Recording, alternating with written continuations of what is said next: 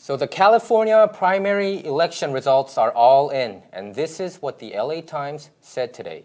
Gavin Newsom and President Trump, they helped elevate obscure Republican John Cox to the runoff for California governor against Democrat Newsom.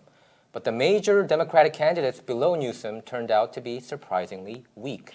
Former Los Angeles Mayor Antonio Villaraigosa and State Treasurer John Chang vastly underperformed original expectations. They never got traction. Hi, I'm Michael Wan, your host for Michael Wan's Op-Ed Live, and this is LA County Assessor Jeffrey Prang, who also made it to the runoff last Tuesday. Congratulations, Jeffrey. Thank you very much. Yeah.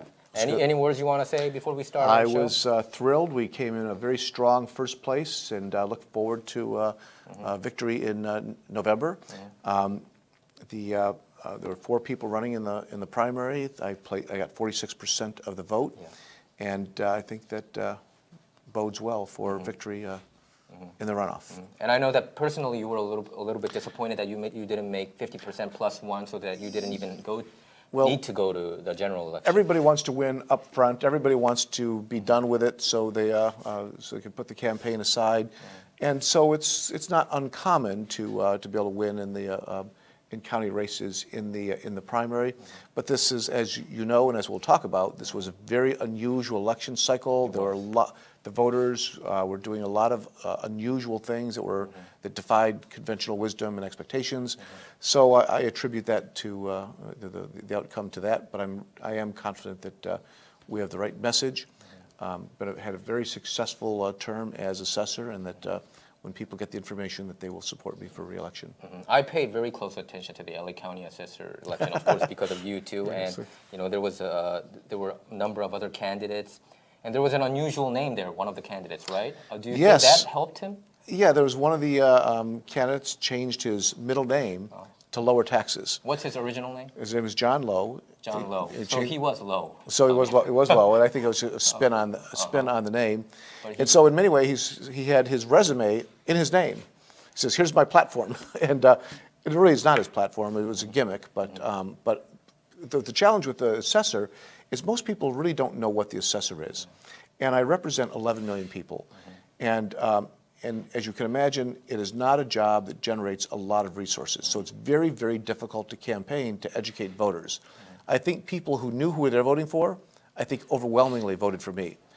But the people who didn't know what they were voting for, they saw 4 names, and they voted for the name that they thought appealed to them in some, uninformed manner. So he was John Lowe and changed it to John Lowe Taxes Low. So a lot of people said, a lot of people thought, well, maybe that's his position. That's his middle name, and what's his last name? Lowe, L-O-E-W. John Lower Taxes Lowe. Yep. So there's 2 Lowe there. There's 2 Lows. There was a woman who running, and I think a lot of women were voting for women candidates in this election cycle. The last name, yes, son, right? Yeah. And so that probably has helped her. So there's lots of reasons that we're analyzing as to why people did what they did. But at the end of the day, people want to cast an informed vote based on the people they think are doing the best job to serve the public. Yeah. And I think I have a really good story to tell. We've cleaned up corruption. We've made the department much more efficient. We've increased public service. The LA Times was glowing in their endorsement of me, and I think that in November people will hear that message. That's why you made it to the runoff, and this is still a good thing. I know that most of the time the incumbents make it right off the bat in the primaries. But I think this election was very unusual. I think it didn't go as predicted, right? As many election specialists predicted. But I kind of predicted that. I told you before, on our prior show, that I believe that the Republicans are motivated, and I think that's what happened. We'll get into it a little bit later. But, sure. I think your message is great. I mean, you cleaned up a lot of corruption there that was going on in the LA County Assessor's Office. So I think many people will expect that you to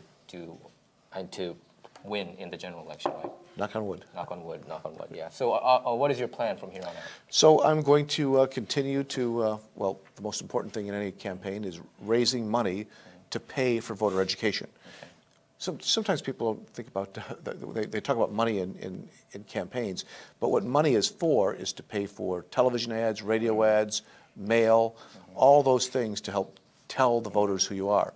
It is very difficult to raise money for this office, so I have to spend a lot of time raising funds. I will give as many speeches as I can. We will go from one end of the county to the other and talk to people in chambers of commerce and Rotary clubs and homeowners associations.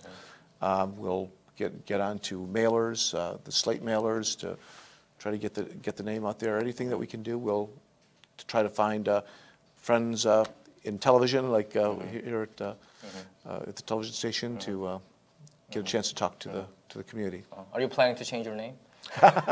No. No, you're not? Oh, okay. Hopefully people will see that that is a gimmick. It's not a very serious gimmick. I mean, who changes their name to something? It's when you're electing somebody to be in charge of the property tax assessment administration for a county as large as Los Angeles, you want a serious, experienced, and knowledgeable administrator, not somebody who's going to change their name as a gimmick to try to trick people into voting for them. It shows how much people really don't know what they're voting. And LA County Assessor Office, it is kind of obscure. Even for me, I had to study about it when I first heard about it, even as reporters. So I can only imagine how regular constituents would think of that. They probably have no idea about what it is. Probably they might have an obscure thought about them being the tax collector. Yep. They mistakenly think that's that the way. usual one, right? Yeah, and so even that, and also what is it, Board of Equalization, many of those even races, harder, that's even harder. So can you explain it one more time, what your job actually do? So the assessor's office is responsible for establishing the value of all taxable property in the county. That means real estate, vacant land and buildings, also business property, which includes furniture, equipment, and machinery. And our job is we assess the value. There's about 2.5 million parcels that we assess annually, valued about $1.5 trillion, and that generates about $14 to $15 billion in property taxes. Does it also, do you also assess regular houses, every houses? Yeah, yes, office, right? residential, It does, right? commercial, industrial. We assess everything. And that's how real estate agents also go by with their They will look at our they will look at our information. Right? Yes, okay. And so we also assess oil refineries and boats and commercial aircraft. And I'm not the guy who sends you the tax bill. The tax bill is based on the value that we place on it. So you want an assessor who is focused on accuracy and fairness, because that means your tax bill will be accurate and fair. Right. So I'm not the taxing guy, but the taxes are based on the value that I establish. I get it. Okay, we all get it. Hopefully, all of our audience can go out and vote for the general election, which will be held in November 6th, right? November 6th is a general election? I think so. You got that. Come on. Okay, Jeffrey, let's talk about the California primary, other less important races, sure. Right? There is. So your take on the governor's race first. So I think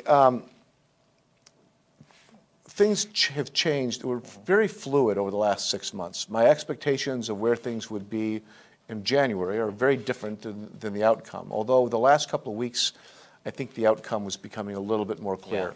Yeah. Did you say that you predicted Villaraigosa to make it, right? Well, I think we talked about that last week, and I gave a tentative thought that Villaraigosa might be number 2. He was spending so much money on ads, and typically, conventional wisdom will say, with that sort of presence, it usually moves the poll numbers. Gavin Newsom started off in front, and he never looked back. He was never in danger of losing first place. But a number of things happened to propel John Cox into second place.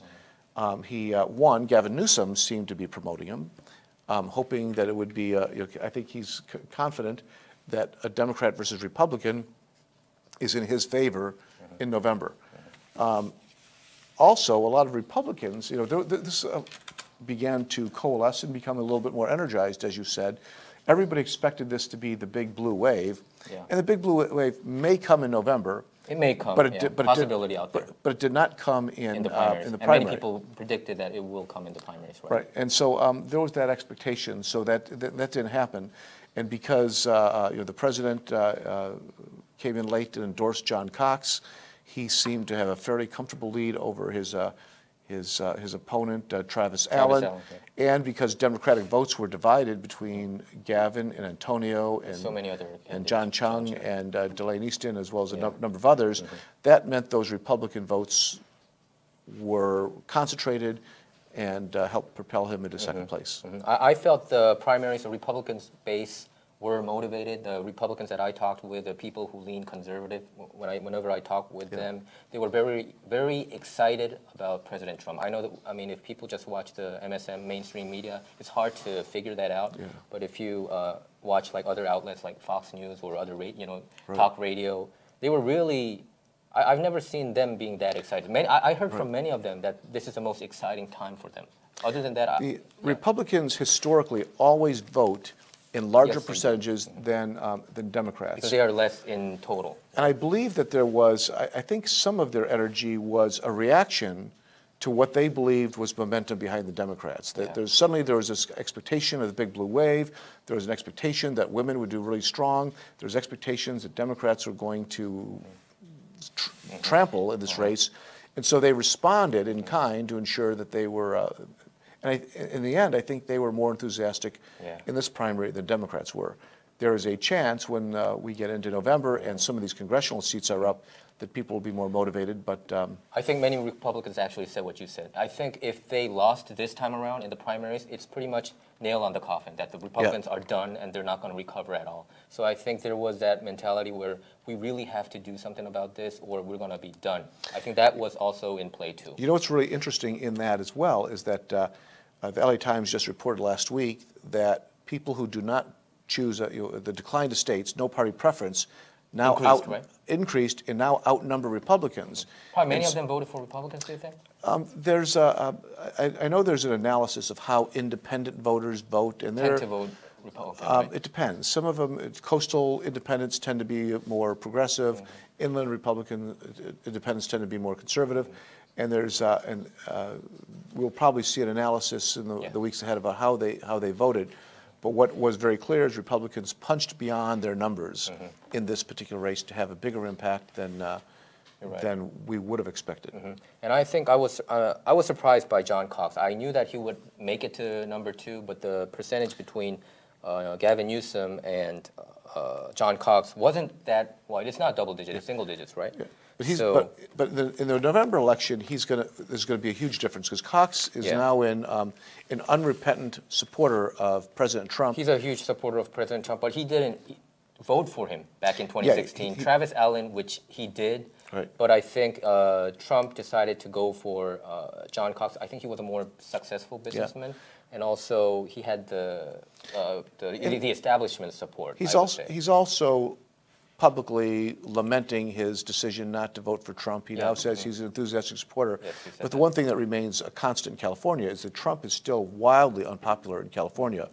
That will be a very difficult platform for him in November, given the unpopularity of the president in the state. I think if you just compare the registered voters, aren't they like almost double the amount? The Democrats are double the amount of Republicans, almost, right? Is it 2 to 1? Isn't it 2 to 1? I think Republicans are around 24% and Democrats are around 48%. Yeah, so it's almost double. 1, yeah. So I think it is very hard to win in the general election. I would say so too. But I think President Trump has built this momentum in California, which is usually considered a very blue state. Right. If you see all these cities, especially in Orange County, a lot of the cities down there, they sued against the state regarding the sanctuary state issue. I think that got so much traction, whether it's national news or local news. They all talked about sanctuary city or sanctuary state. Nope. 2 years, I mean, before Donald Trump, people didn't even know what sanctuary state or sanctuary city even meant. So Trump put that on the forefront, and many people responded to that. And that's why I think John Cox also got traction.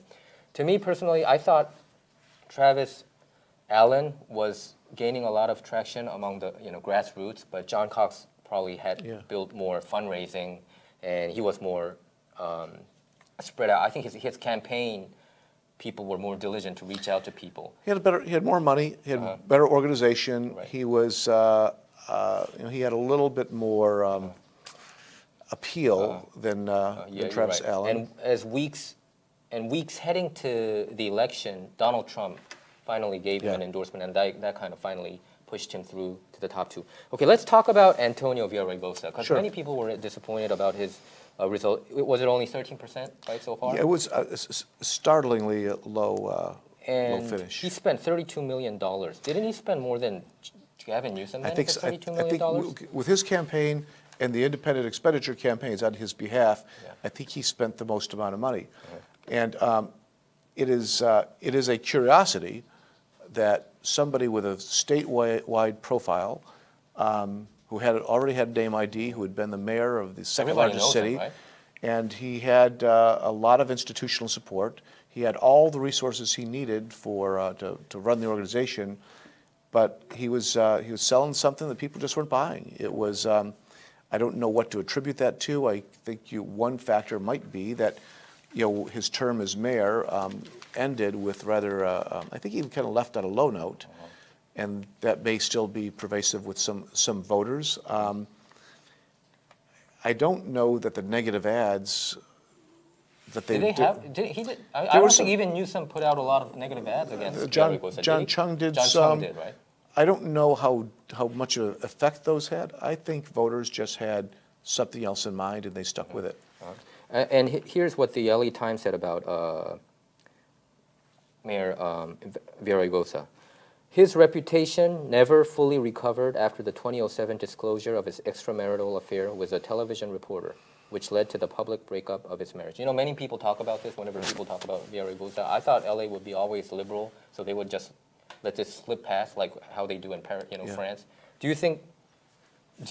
Is it because the Hispanics are still conservative, or why do you attribute to this? Were you? I mean, do you think this mattered, or it didn't? They're just overplaying this. I don't think that's why people didn't vote for him. Okay. So I think most people can deal with. I think they're liberal enough to deal with extramarital affairs.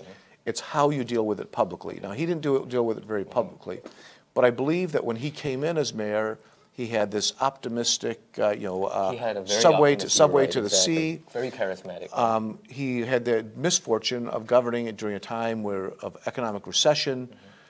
They had some labor issues, and I think he was dealing with operational issues were magnified by the personal issues.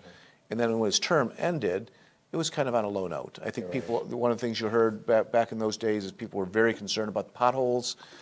So I don't think they said, I'm not voting for Antonio because he had an affair. I think it's a number of other negative things, some that were under his control, some that were not, and they just thread them together to tell a narrative. A narrative.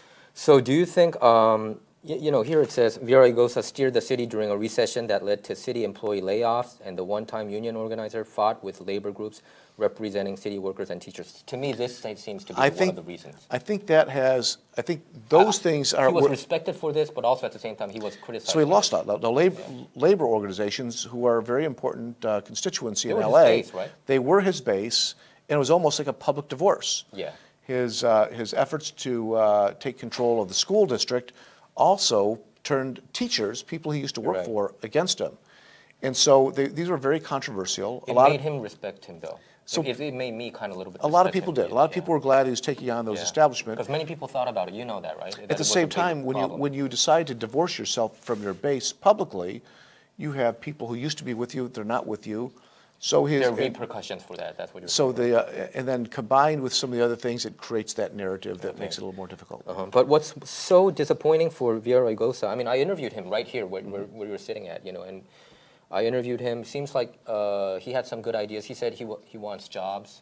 He kept emphasizing jobs, and he told me that he understood why Trump won against Hillary because it's mainly because of the economy and jobs. The pockets. I mean, how much you have in your wallet. That's what matters the most. So he told me that, and I felt like he had a good message. I think he had the charisma. He was the only candidate. Whenever I bring a candidate here, like you, or I would bring Peter Choi, or some other candidates, they would say hi to usually the top level people, right? I mean, yeah. But when Antonio came here, he shake hands with everybody here, and that day I felt, this is why he became, City of LA mayor. But he's got a great, in the business we call it a great retail personality.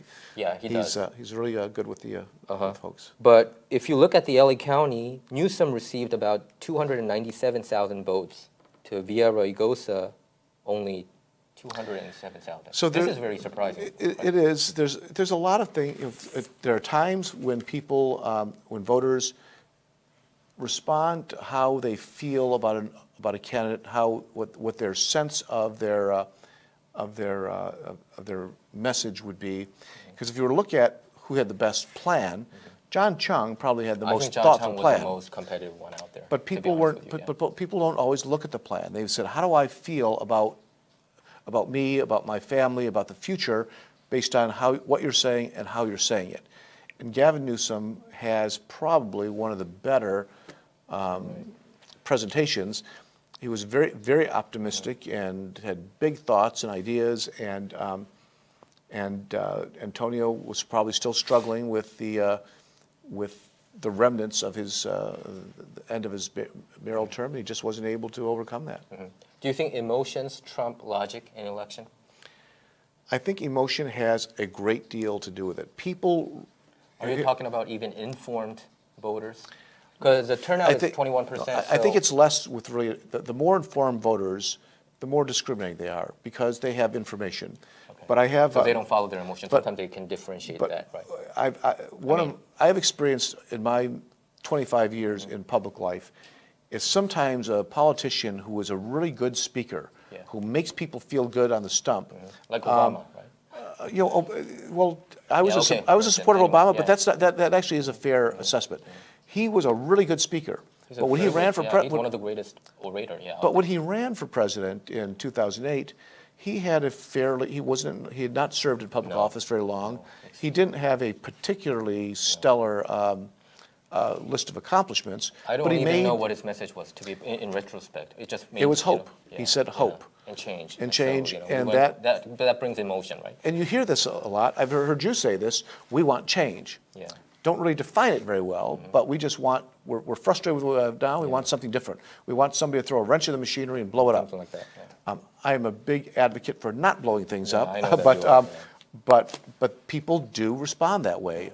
It is a very common reaction in elections. I think we saw that in the presidential race in 2016.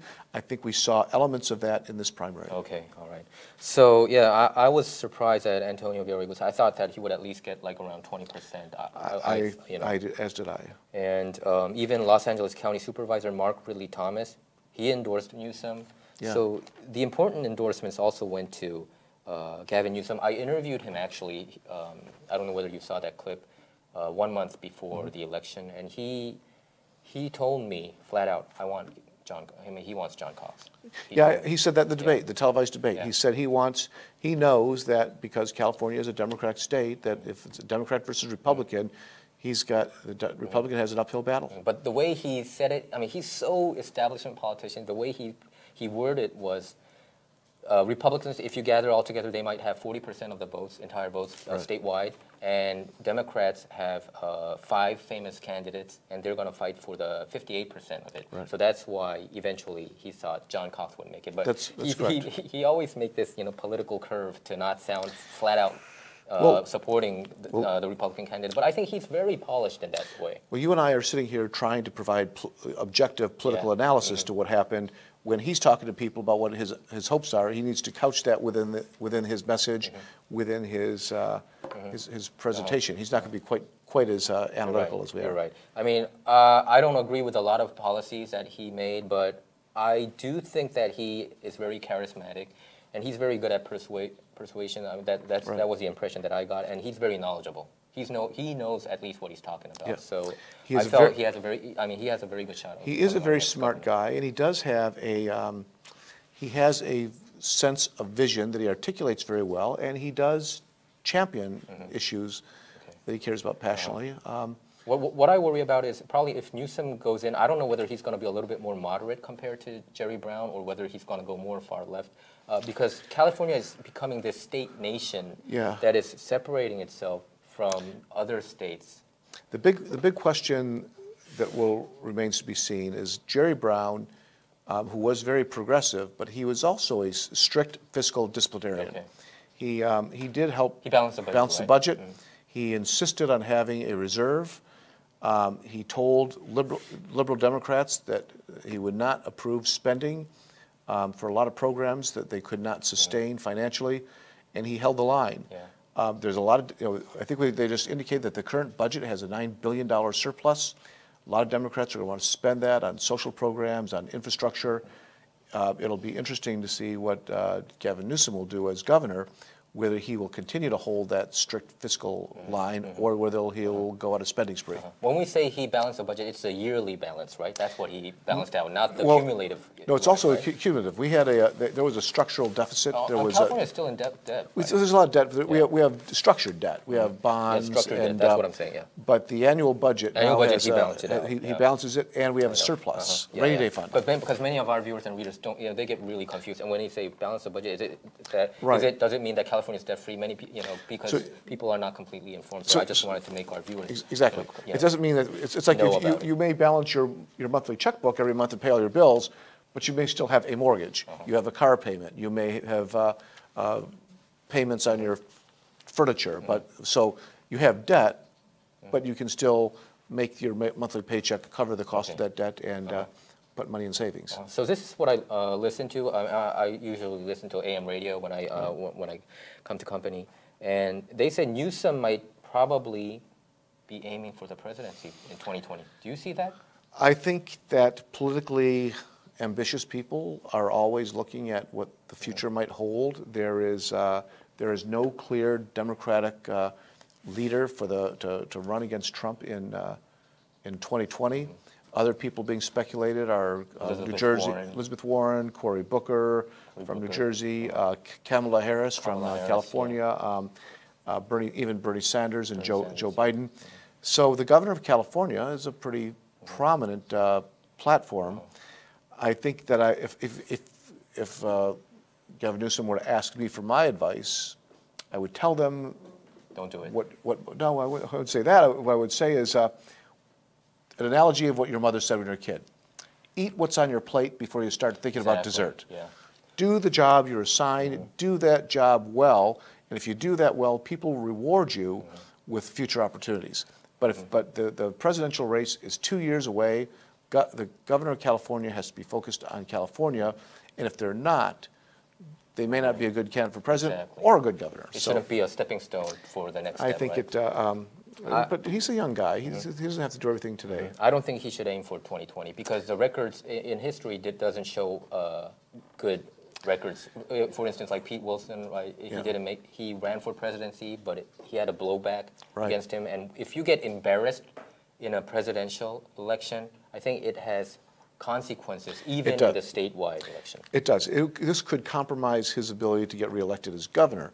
If people don't think he is focused on doing the job he's been elected to do because he's looking for another one. Running for president is a full-time plus job.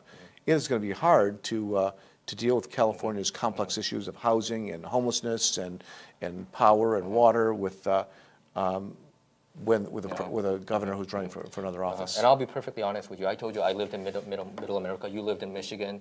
So I know how other states think about California. Yeah. I think if you have a CA in front of where you are as an elected official, for instance, California senator, U.S. senator, or California governor, it might sound really cool in California, but nationwide, there are many states that would just dismiss a California politician because they are so liberal or progressive in optics. What do you think about that assessment? I agree. There are many states that look down their nose at California. They think we're too far off the beaten path. You're right. Yeah. So let's talk about other races. How about the congressional races? Were there races that kind of catch your eyes?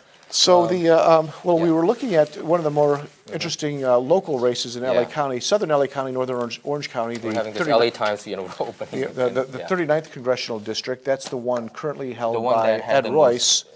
And there were a whole bunch of Democrats and Republicans. It is a Republican district that voted for Hillary Clinton.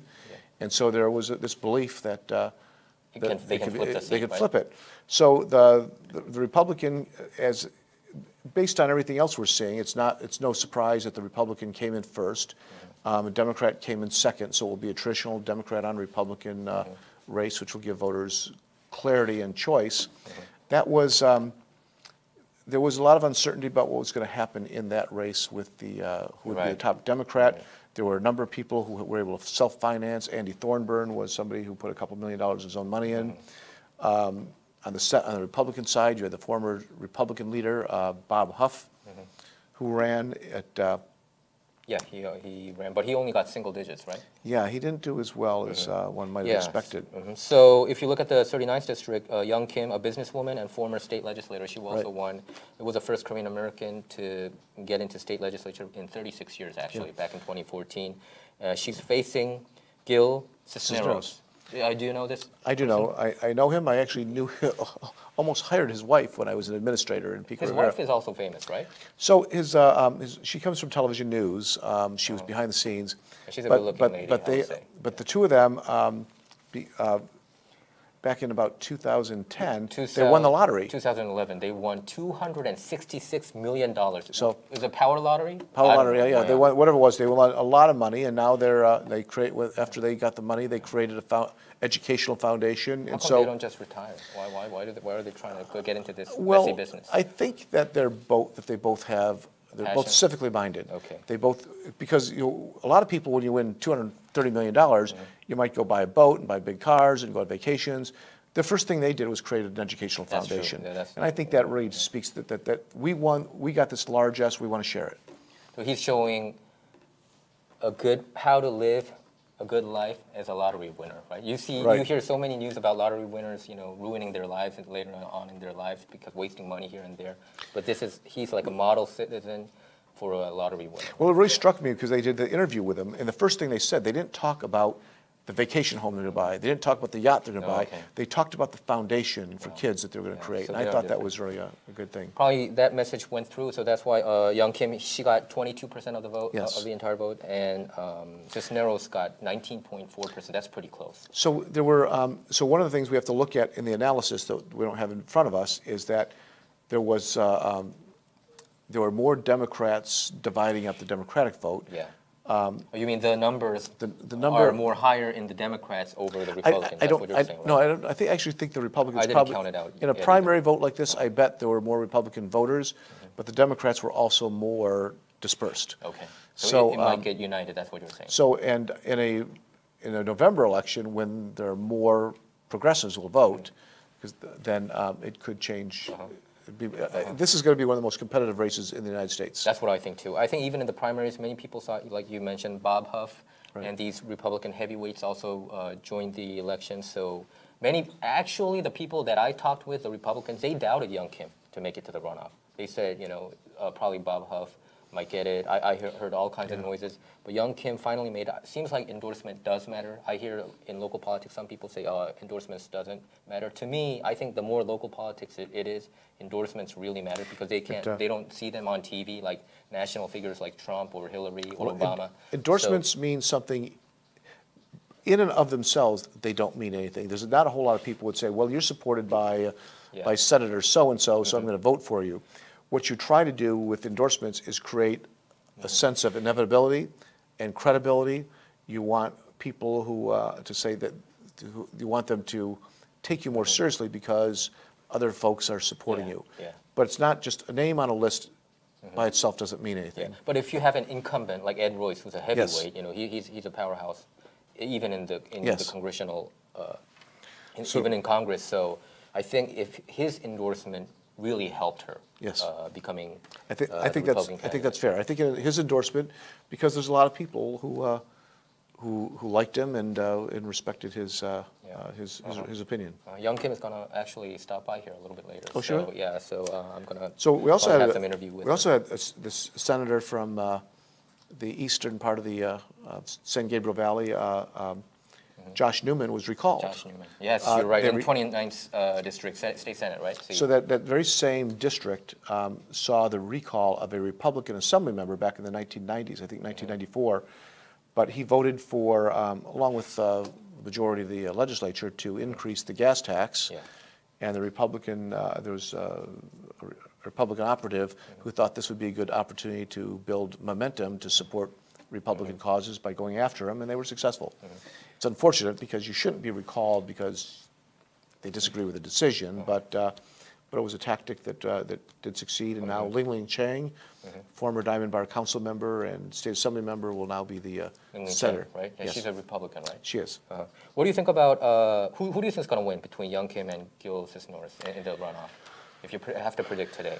If I had to predict today, I don't know that I could, because based on what we saw in yesterday's primary, or Tuesday's primary, I would predict probably Young Kim. Right. But there will likely be a shift in the electorate going into November. The blue wave may not become a monster-sized blue wave, but there will be a progressive push. There will be a lot of money being spent on these seats. The reason why we need to be cautious is this has been a Republican seat for decades. Yeah, for decades, right. So they just went for Hillary for the presidential election yes. in 2016. Other than that, it was all red. So that indicates it's in transition.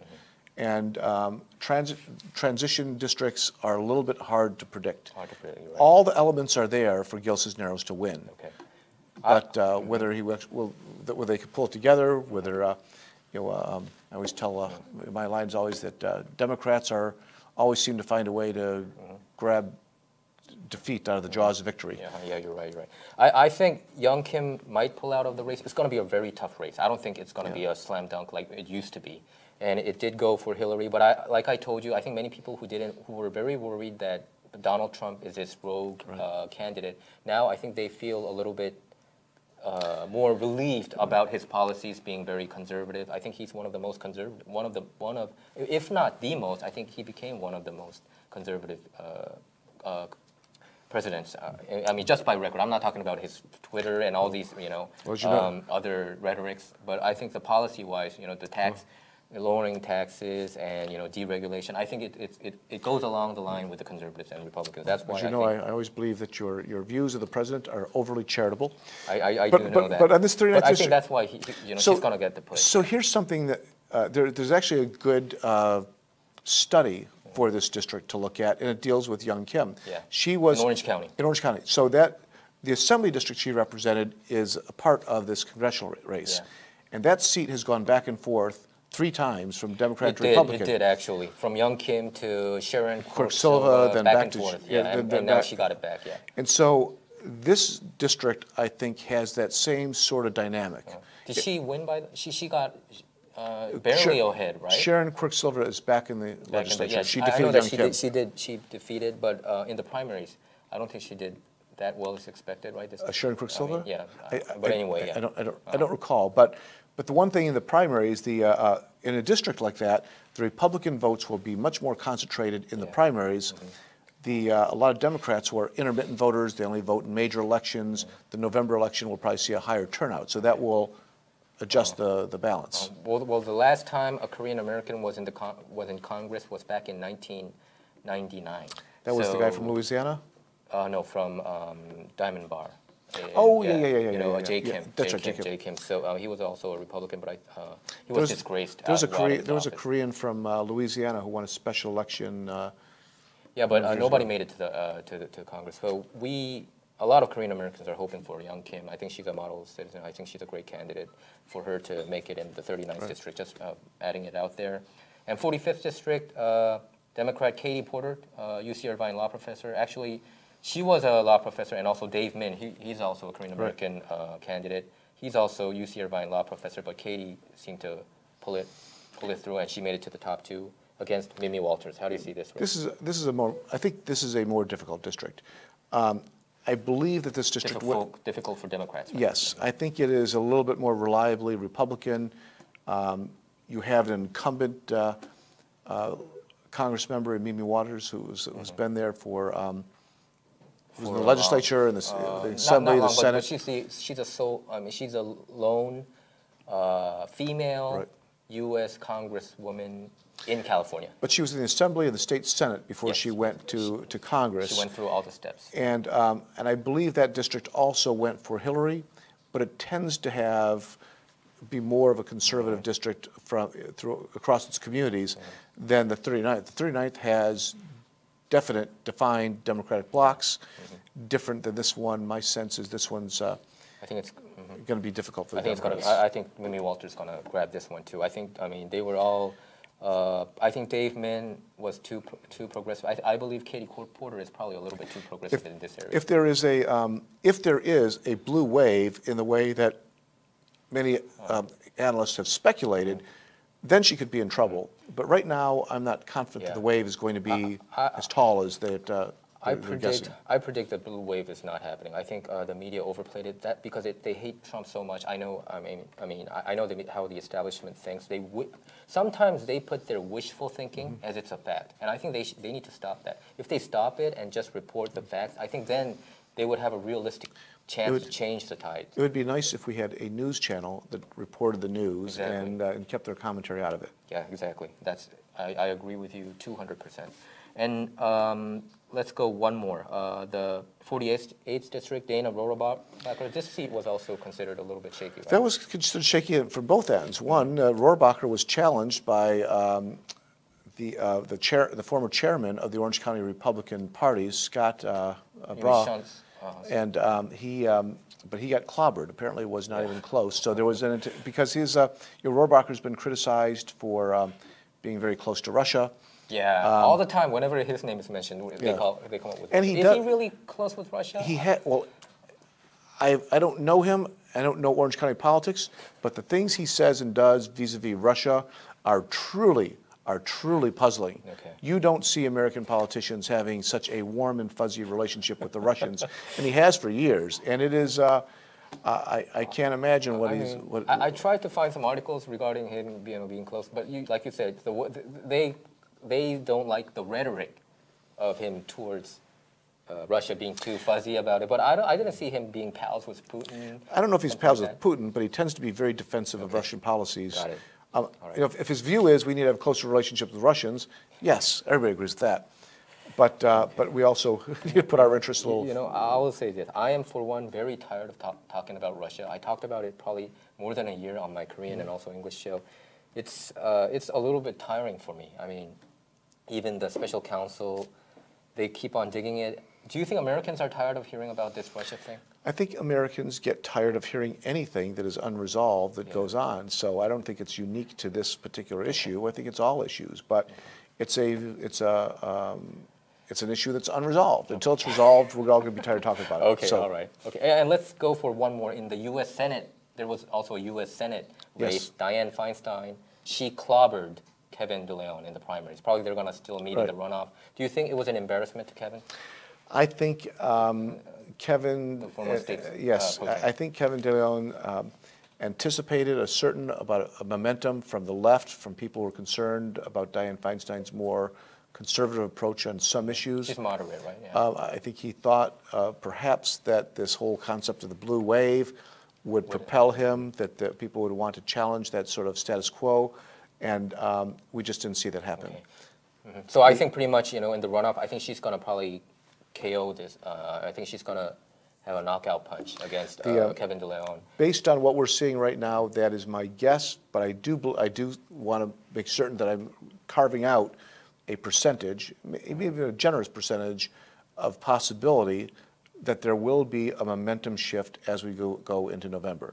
As the dust settles on this, as people begin to focus what's going on in Washington and Sacramento, people's minds could begin to change. And remember, there's going to be a large number of voters in the general who were not voting in the primary, who will come to it with a totally different perspective.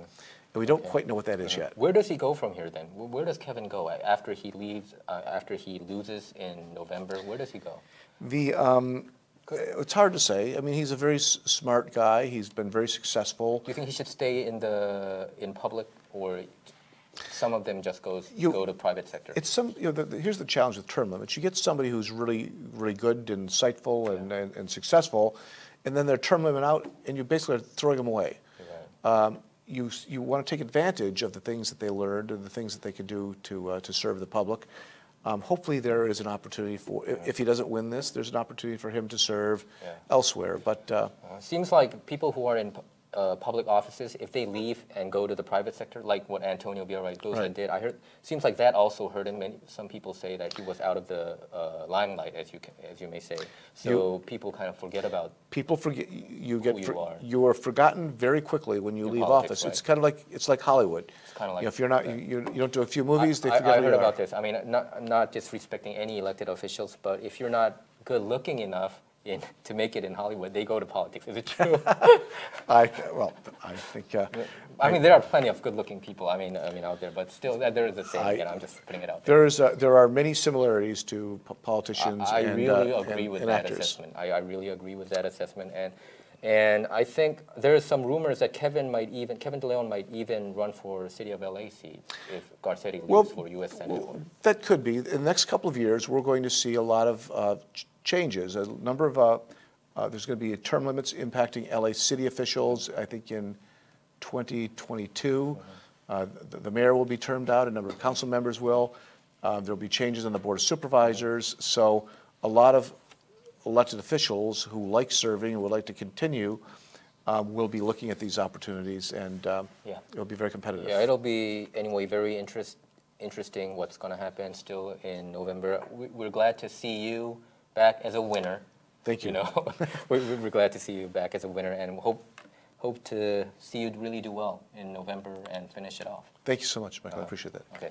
Well, that's our show for today. Our show, Op-Ed Live, is not about left or right. It's about what's right or wrong. To stay up to date with our latest videos, make sure to subscribe to this YouTube channel. Thanks for tuning in. Thanks. Good deal. Good luck. Good luck. Good conversation. Yeah, I mean, city